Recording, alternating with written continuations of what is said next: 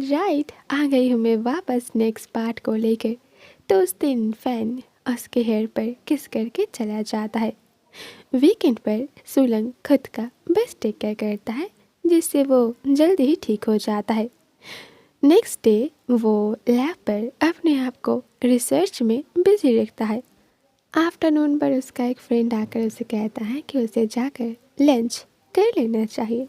तो सुलंग भी जल्दी से अपने कपड़े चेंज कर लेता है और कैफेटेरिया की ओर जाने लगता है। तभी उसकी मुलाकात प्रेसिडेंट जो बाइडेन से होता है। सुलंग तो उनसे बात भी नहीं करना चाहता था, इसीलिए वो उन्हें इग्नोर करके जाने लगता है। लेकिन जो बाइडेन तो उसके सामने ही आ जाता है और कहता है, प्रेसिडेंट यू, बहुत दिन हो गए तुमसे मुलाकात नहीं हुआ। दूसरे सीन पर वो दोनों टेबल के आमने सामने बैठ जाता है। सुलंग उनसे कहता है कि यहाँ का खाना उतना टेस्टी नहीं होगा, तो आपको थोड़ा पेशेंस रखना होगा। जो बायोटियन तो स्माइल करता है और कहता है, तुम्हें फैंजाओ के बारे में पता है ना? ऑफ कोर्स, तुम दोनों का रिश्ता था तो तुम्हें उसके बारे में पता ही होगा। सुलंग कहता है कि नहीं, उसे उनके बारे में जानना भी नहीं है। तो जो बायोटियन कहता है, रियली, तुम्हें कुछ नहीं पता? रिसेंटली वो वापस आ गया है और फटे हुए कपड़े पहनकर शहर की हर गली में वो एक खटारा बाइक लेकर घूम रहा है, और तुम बोल रहे हो कि तुम्हें उसके बारे में कुछ पता ही नहीं है। एनीवेज, अब जो भी हुआ ना, अच्छा ही हुआ। इतने दिनों से जब उसके पास पावर था, मनी था, कनेक्शन था, तो वो हम सबको कंट्रोल करता था, लेकिन अब बारी उसकी है। अब मैं उसे कंट्रोल करूँगा। सुलंग थोड़ा स्माइल करते हुए कहता है, आप उसे लेकर इतना इरिटेट फील क्यों कर रहे हो? अगर आपके पास मौका है तो आपने अभी तक उसे आपकी पैरों के नीचे क्यों नहीं लेकर आए? जो बाइडेन कहता है कि वही तो, मैं ऐसा नहीं कर पा रहा हूँ, इसलिए तो मुझे गुस्सा आ रहा है। आई एम श्योर उसके पास अभी जितना पैसा है वो उतने पैसों में तो खुद का टेक केयर नहीं कर सकता। लेकिन उस दिन जब वो मुझसे मिलने आया था, सच में मेरा हिम्मत नहीं हुआ कि मैं उससे कुछ कहूँ। तुम्हें पता है, वो उस दिन हमारे कैफ़े पर आया था और प्रीमियम कॉफ़ी पिया और कहा कि यह उतना टेस्टी नहीं है जितना कि सुलंग की बनाई हुई कॉफ़ी पर होता है। तो क्या तुम मुझे पिलाओगे एक दिन अपने हाथों से कॉफ़ी? मुझे भी जानना है वह कितना टेस्टी है। सुलंग कहता है, आप यहाँ किस वजह से आए हो? आपने तो वो मुझसे कहा ही नहीं। जो कहता है, तो तुमने फ़ैन के बारे में क्या सोचा? सुलंग कहता है, आपको क्या लगता है मुझे क्या सोचना चाहिए? जो कहता है कि रिवेंज, और क्या। फ़ैन की हालत अब बहुत ख़राब है और यही मौका है, तुम उस पर अपना रिवेंज ले सकते हो। इतने दिनों से उसने तुम्हें कंट्रोल किया और अब बारी तुम्हारी है। सुलंग कहता है, पर मैं रिवेंज कैसे लूँ? ज़्यादा से ज़्यादा बुरा क्या हो सकता है? मैं जाकर उन्हें सिर्फ हिट कर सकता हूँ। जो बायोटियन स्माइल करते हुए कहता है, सच में? क्या तुम इतना काइंड हो? तुम्हें वो बाई पेंग यू तो याद है ना, जिसके साथ फैंजाओ का पुरानी दुश्मनी है? वो तो बस एक जाल बिछा रहा है। फैंजाओ जैसे ही उसके ट्रैप पर फंस जाएगा, वो अपना बदला उसे लेगा। दूसरे सीन पर लंच कंप्लीट करके जब वो लैब पर वापस आ जाता है, वो फिर से अपने आप को काम में बिजी रखता है। तो ये देखकर प्रोफेसर कहता है कि लगता है अब सुलंग की वजह से सबको थोड़ा रेस्ट मिलने वाला है, क्योंकि वो अकेला ही सब कुछ हैंडल कर रहा है। बाकी सारे स्टूडेंट्स भी उसे बहुत रेस्पेक्ट करता है, क्योंकि वो उन सब से एज में बड़ा है। पहले पहले तो वो लोग सुलंग को बस यू कह के बुलाता था, लेकिन बाद में किसी ने उसे सोसू कहा और तब से सब ने उसे सोसू कह के बुलाने लगा। लेकिन सुलंग को ये पसंद नहीं था और इसलिए उसने उन सबको मना भी किया, लेकिन वो लोग तो सुनने को तैयार नहीं था। तभी सुलंग उन सब से कहता है कि तुम लोग मुझे इस नाम से नहीं बुलाओगे, क्योंकि बेड पर मुझे इस नाम से कोई बुलाता था। तो ये सुनकर सब लोग हंसना बंद कर देता है और बहुत सीरियस हो जाता है। तो प्रोफेसर ही उन सबको समझाता है कि ठीक है, अब से सुलंग को कोई भी उस नाम से नहीं बुलाएगा, सब लोग क्लासमेट यू बुलाएगा, ठीक है। दूसरे सीन पर वो थोड़ा जल्दी ही काम कंप्लीट करके बाहर आता है और बस स्टॉप की ओर जाने लगता है। फिर कुछ टाइम वहाँ वेट करने के बाद वो स्मोक करने लगता है और अपनी हैंड वॉच की तरफ देखता है। अभी सिर्फ रात के 8:07 हुआ है। कुछ टाइम बाद जब बस आ जाता है वो बस पर जाके बैठ जाता है और विंडो की ग्लास से अपने आप को देखने लगता है।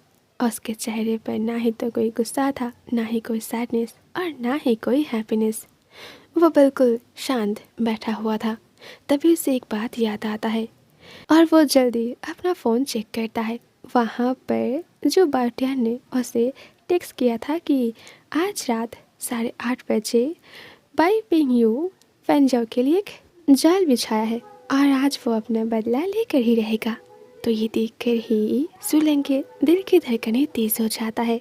उसने ये भी लिखा कि जब वो इस एड्रेस पर पहुंच जाएगा वो उसे कॉल करे। सुलंग जल्दी फैंजाओ को कॉल करने लगता है लेकिन उसका फ़ोन बंद था। वो डर जाता है और बस से उतरकर वो टैक्सी लेकर उस प्लेस पर जाने लगता है और रास्ते पर वो कंटिन्यूअसली फ़ैन को ही कॉल करने लगता है लेकिन उसका फ़ोन तो बंद आ रहा था। इस वजह से वो और भी ज़्यादा डर जाता है क्योंकि तब रात के 8:40 हो रहा था। दूसरे सीन पर जब वो उस प्राइवेट बार पर पहुंच जाता है वो मैनेजर से पूछता है कि third young master piping you कहाँ है।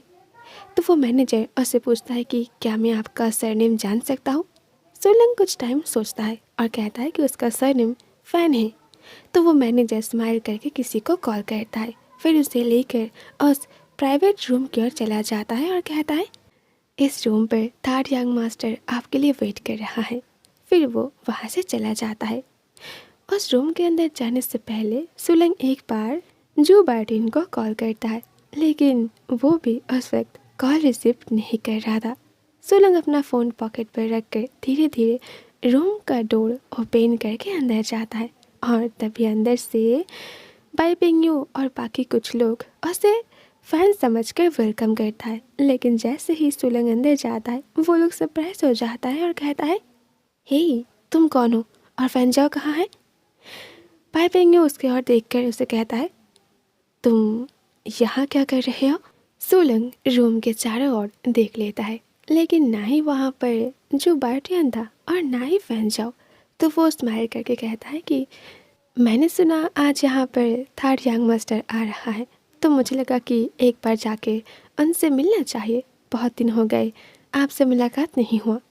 फिर वो अपना फ़ोन निकाल कर कहता है कि ओप्स आई एम सॉरी, मुझे कुछ इम्पोर्टेंट काम आ गया है, मुझे जाना होगा और वैसे भी मैं आप लोगों की हैप्पी टाइम को स्पॉइल नहीं करना चाहता। ये कहकर वो डोर की तरफ जाने लगता है लेकिन तभी पीछे से बाइपिंग यू आगे आकर उसे कहता है तो जब अगर तुम यहाँ तक आ ही गए हो तो क्यों ना एक ग्लास ड्रिंक हो जाए। सोलंग उसकी ओर टर्न होता है और कहता है कि नहीं, मैं अभी मेडिसिन खा रहा हूँ तो मैं ड्रिंक नहीं पी सकता। फिर वो जैसे ही डोर को ओपन करने जाता है वो नोटिस करता है कि डोर पहले से ही लॉक है और ये देख कर ही उससे बहुत डर लगता है। थर्ड यंग मास्टर, ये सब क्या है। बाइपिंग यू स्माइल करते हुए कहता है ज़्यादा कुछ नहीं, मैं जानता हूँ कि फैंजाओ और तुम्हारे बीच क्या प्रॉब्लम चल रहा है। वैसे तो फैंजाओ अभी तक यहाँ नहीं आया है तो क्यों ना तुम ही उसे कॉल करके यहाँ बुला लो। जब तुम दोनों आमने सामने होंगे तब मैं खुद ही तुम दोनों के बीच सब कुछ सॉर्ट आउट कर दूँगा। सुलंग ड्रिंक के ग्लास को हटा देता है। शायद मैं आपकी मदद नहीं कर पाऊँगा क्योंकि फ़ैन के साथ अभी मेरा कोई कांटेक्ट नहीं है तो मैं उसे कॉल नहीं कर सकता। बाइपिंग यू को थोड़ा गुस्सा आ जाता है क्योंकि इसी पर्सन की वजह से ही तो फैंजाओ ने उसे एक दिन कितना हिट किया था। वो स्माइल करते हुए कहता है तुम डोर के सामने ऐसे क्यों खड़े हो, आओ ना हम साथ में बैठकर अच्छे से बात करते हैं। लेकिन सुलंग भी हार नहीं मानता है। मैं आपसे किसी और दिन मिलने आऊँगा, अभी मुझे जाना होगा, मेरा फ्रेंड्स मेरे लिए वेट कर रहा है। अब बाइपिंग यू थोड़ा सीरियस हो जाता है। इस रूम पर सिर्फ मेरा मर्जी चलता है और मुझे नहीं लगता कि तुम दोबारा कभी मुझसे मिलने आओगे तो क्यों ना आज ही हम एक दूसरे के साथ अच्छे से मुलाकात कर ले। सुलंग को एहसास हो जाता है कि ये सिचुएशन उसके कंट्रोल पर नहीं है। एक तो ये डोर ओपन होने का नाम नहीं ले रहा है और ऊपर से पाइपिंग यू जिद कर रहा है। तो वो बेचारा आखिर में मान जाता है और उन सब के साथ जाकर बैठ जाता है।